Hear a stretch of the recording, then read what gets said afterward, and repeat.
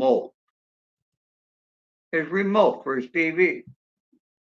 So Phil has to go all the way back to the house, go up to Diddy's bedroom. Diddy's in bed with a girl. The remote's on the floor. Phil had to pick up the remote and hand it to him. You think Diddy would have bent over and picked the damn thing up himself? That's how much of a control freak this guy is.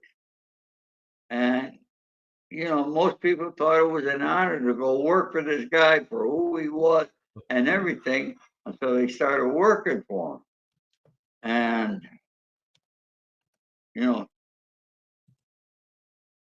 I only met Diddy one time many, many years ago at a nightclub here in Los Angeles. And I met him through Jimmy Henchman. I think you probably know who Jimmy Henchman is. Jimmy was a dear friend of mine, and he's doing life in prison now. I'm starting to see Jimmy's name circulating over here in different things relating. I don't know if it's true, it's not true, relating to the murder of Tupac and Biggie. I'm sure you heard them. Right, Shaun? Shaun, you got the honor. Diddy suing you. I mean, that's a big honor. Well, Ori, I was named. I'm not being sued. He's suing one of my podcast guests, Courtney Burgess, and he's suing his Courtney Burgess's lawyer, Ariel Mitchell. They were both on my channel saying stuff, so they're suing them because they said stuff on my channel. Wait, now is that the lawyer? I couldn't figure out if he was a lawyer or a comedian. I watched your show yesterday. That guy is he went into Hollywood and he was accurate. He was correct in everything he said. I got to tell you, but he did it in such a funny way. I laughed like hell. And you know what? I sent it to my director and writer of my script, and it was. I said, you got to watch this because we happened to have that conversation yesterday afternoon when we had a meeting here about Hollywood, and here's this guy telling everything about it. Yeah. That was Lionel. He's an ex-prosecutor. He's an ex-prosecutor, Lionel. Yeah, is that his name? Yeah, that's his name. Yeah, well, tell him he's got to come out here and be at the comedy club. I'll buy the first ticket. Before we talk more about Diddy stuff, Ori, the viewers are asking, who are not familiar with your story, what your story is. Say again? The viewers are asking, what is your story? Ask him what my story is? Yeah. Your friend? No, the viewers. My story about my life? Yes. Yeah. Well, first thing I want to correct, okay?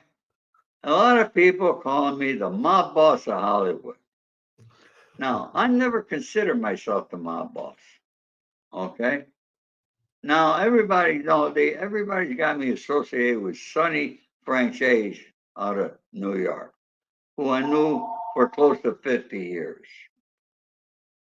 But who I was closer to was Jimmy Cacci, the underboss of Los Angeles. And I'm going to say this, some people might get hurt. Ounce for ounce, Jimmy Cacci was probably one of the best men you ever wanted to meet. Tough guy. Yeah, he was a skipper, originally from Buffalo, New York. And he and I made a lot of money together. Now, the boss of Los Angeles, his name was Pete Milano. I had met Pete on 2 occasions.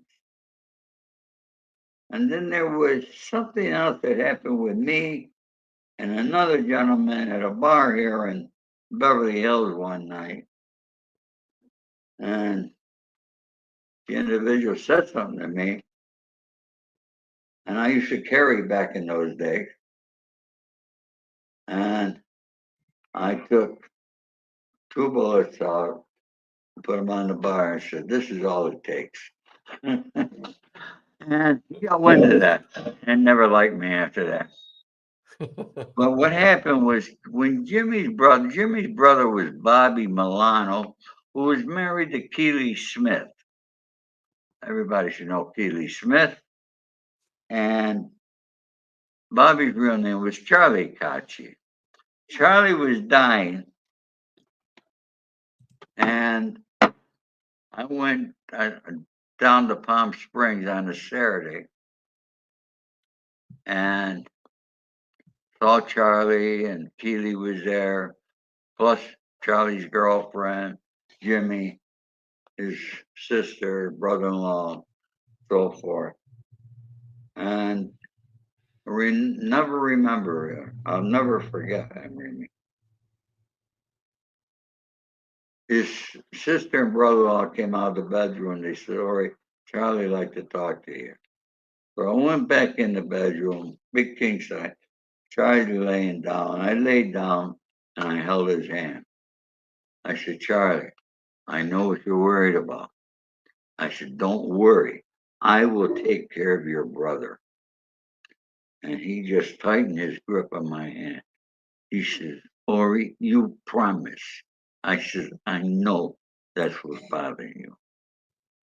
He says, "Ori, you promise?" I said, "I promise." He said, "Ori, because your promise is the best in the world." I said, "Charlie, don't worry about Jimmy. I'll take care of him. All I want you to do, concentrate on getting better so I can have you performing down at the Queen Mary." That was a Saturday. On Sunday, I flew to New York. Monday morning, Charlie passed away.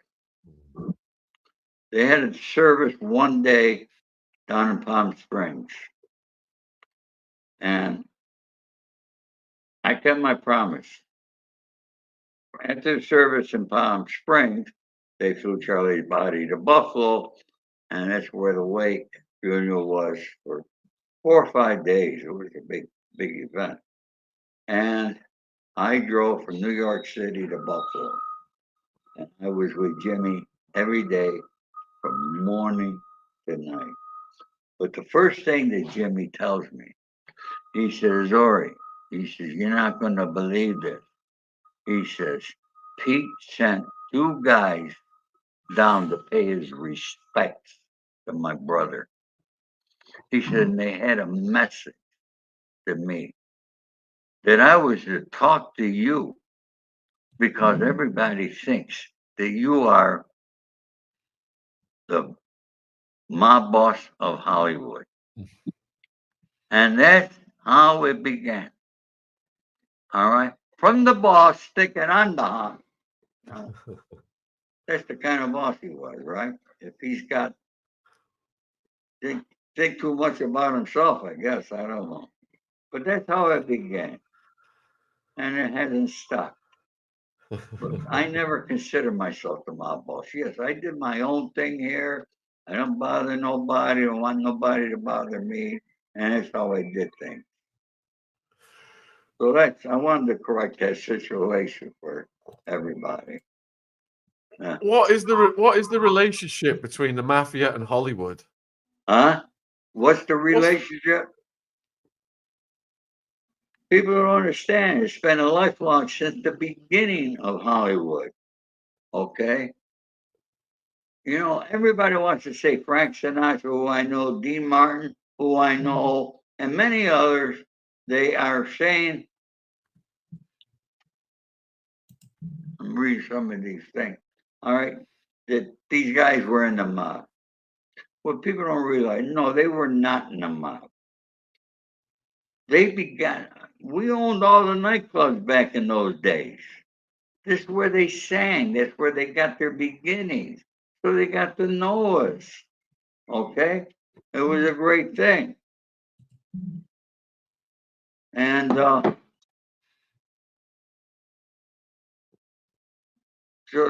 Frank wasn't in the mob yet. He was connected. Dean was, they knew people. That's it. Like you know people. Okay? Everybody knows somebody. They don't put you someplace. Okay? But, anybody remember Decca Records? You Yeah. do? Yeah. I'm surprised you do, Shaun. I bet none of the people listening ever heard of Decca Records. What is Decca Records today? It's Universal Studios. Okay? Began in New York. Decca Records. So who owned it and who controlled it? The old guys in the mob did. So there's always been problems in Hollywood. There's always been gangsters around, and people love gangster movies. And so there's been a lot of movies about gangsters. Uh, you got two coming out. One this month. Well, it's not a gangster movie. It was funnier than hell. Comeback Trail with Robert De Niro. And then in March, you got Alto Nights, written by, Comeback Trail is written and directed by George Gallo, who's wrote and who's directing my film.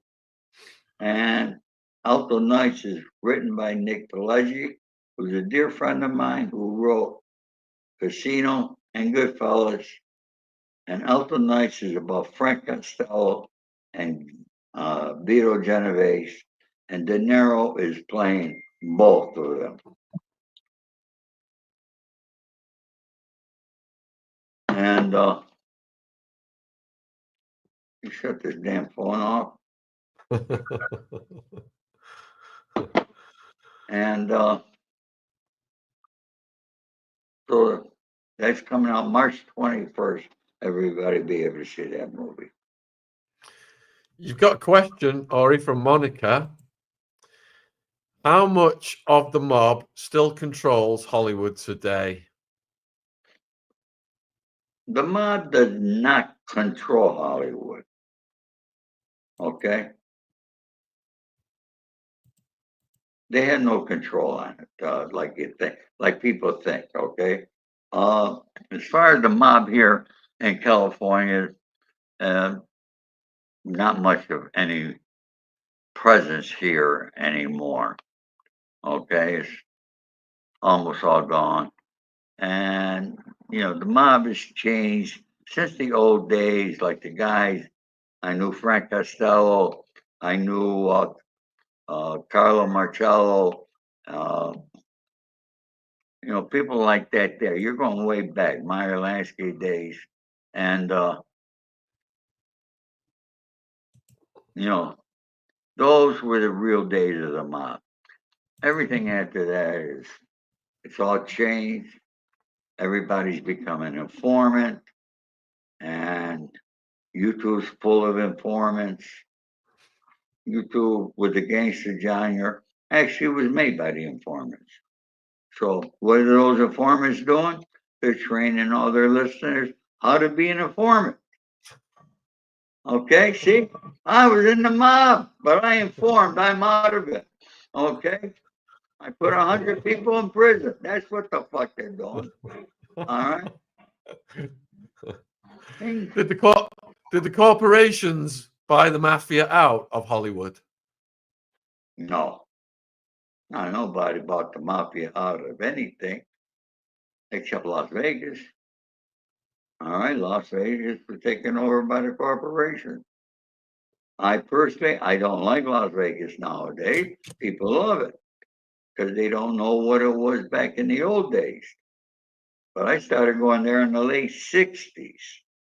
I never paid for a drink. I never paid for a meal. I never paid for a room. I never paid to see a show. And when you walked in the casino, first worker and that employee and that casino saw you, Hey, Ori, how you doing? Great to see you. They knew everybody's name. They took care of the people. Gambling was the number one revenue. But corporation take it over.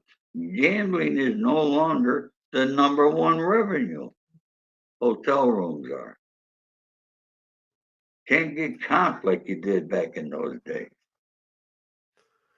You got a It question was, from yeah, I'll tell you, it was so much fun. You dressed up. It was a classy thing to go to the casino. Everybody was dressed. You didn't see no children. Today it's just a vacation spot for families. They go there. Uh, you got a question from Hamamoto. Did you know Mickey Cohen? My father took me to meet him at his Beverly Hills home. really? No, I did not know Mickey. But I did go to his home and I did do a story about Mickey.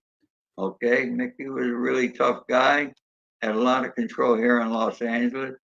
You know him, and